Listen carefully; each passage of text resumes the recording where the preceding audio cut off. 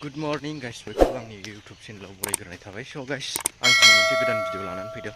So दाखालि जोंहा 2 थारिखआव जोंहा कारिगाव बिथौआव मोनसे बैसागुनि ओरैनो रंजानाय जों ज'यै रंजानाय जादोंमोन। So guys, आं गैयाब्लाबो दाखालि भिडिअखौ आपल'ड खालामनो हायाखैमोन आं।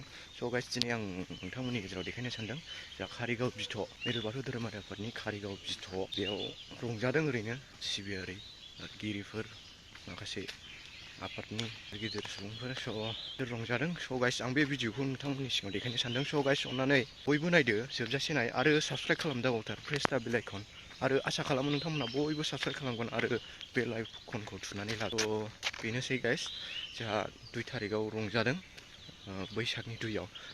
बेल नङाखि सोरबा लोंनाय आरो बेदर बेफोर थाब्लासो बैसागु रंजानाय जायो। बे नङा। स' गाइस नायलांबाय था भिडिअखौ आं देखायनोसै। गोसोबा रंजानाया ओरैनो जायो। स' बेनोसै गाइस, नायलांबाय थादो गाइस, माने बयबो